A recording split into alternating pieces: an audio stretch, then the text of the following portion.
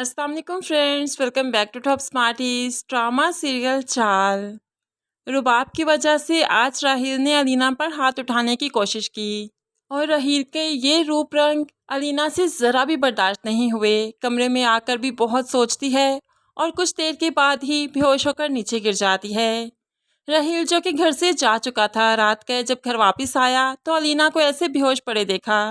वो तो चीखने लगा, अलीना क्या हुआ, उठो, आंखें खोलो, क्या हुआ यार, उठो तो सही। ऐसे में शैला भी आ जाती है, इसे क्या हुआ, जल्दी से हॉस्पिटल ले चलो इसे। अब हॉस्पिटल लेकर गए तो वहाँ तो खुशखबरी थी। डॉक्टर ने खुशखबरी सुनाई कि आप लोग पेरेंट्स बनने वाले हैं। अब तो सारी नाराज़गी दोनों भूल गए और राहील अलीना को शॉपिंग के लिए ले जाता है। वापिस आई तो अपने पेरेंट्स को भी इनवाइट करती है, अपनी खुशी में शरीक करती है। ऐसे में पेरेंट्स और भाई भाभी भी आ गए। सबको गिफ्ट्स दिखाती है, अपनी शॉपिंग दिखाती है और खुशखबरी सुनाती है। सभी बहुत खुश हैं सिवाय रुबाब के, क्योंकि रुबाब को किसी की खुशी में खुश होना आता ही नहीं। वो तो मौका देखते ही यहाँ से उठकर जाना चाहती है, क्योंकि उनसे सबकी मौजूदगी में घबराहट होने लगती है। ऐसे ही वो यहाँ से उठकर भी आ गई और आते ही फरूख को फ़ोन करने लगी। अब यहाँ पर इसका यहाँ से उठकर जाना न सिर्फ सिकंदर ने बल्कि शैला ने भी नोट किया। वो तो बेटी के पीछे चली जाती है। फ़ोन करते देखा तो रुबाब फ़ौरन ही माँ को देखकर फ़ोन बंद कर देती है। तो शैला भी पूछने लगी, किससे बात कर रही थी, सभी बाहर बैठे हैं, तुम यहाँ पर क्यों आ गई।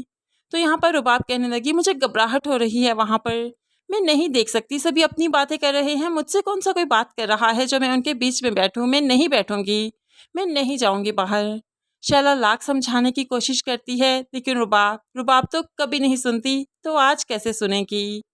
दूसरी तरफ राहील ने अपनी बेगम की तबीयत को देखते हुए माँ से कह दिया, आइंदा रुबाब की वजह से हमारे घर में लड़ाई नहीं होगी, अगर होगी तो मैं अलीना को लेकर कहीं और शिफ्ट हो जाऊंगा। मैं यहाँ पर उसे स्ट्रेस के माहौल में नहीं रखूंगा। अब सवाल सिर्फ अलीना का नहीं, मेरे बच्चे का है, जिसे मैं खोना नहीं चाहता।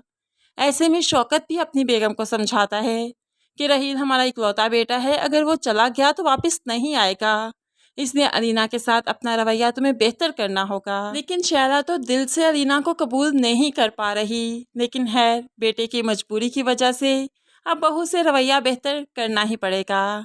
दूसरी तरफ आग में भड़की हुई रुबाब, जो हमेशा ही गुस्से में रहती है, आज अपनी कबर्ड खोली तो वहाँ पर अपना ही स्केच देखा तो और भी लाल पीली हो गई गुस्से से।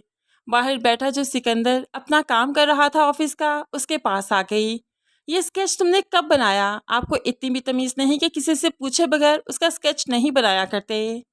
तो सिकंदर बहुत ही खुशी के आलम में अपने माजी को याद करते हुए बोला, जब मैंने ये स्केच बनाया था ना, तब मुझे मालूम भी नहीं था कि तुम मेरी ज़िंदगी में आओगी।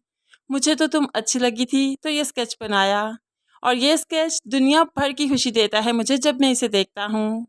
ऐसे में रुबाब और भी लाल पीली हो गई। क्या मतलब है आपका, आप में ज़रा मैनर्स नहीं, ऐसे बात करते हैं क्या, किसी का स्केच बनाया और ऊपर से आप इस तरह से बात कर रहे हैं।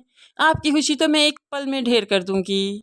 अब वो बुरी तरह से स्केच को फाड़ देती है, जैसे कि सिकंदर के हाथ चकनाचूर हो गए हों।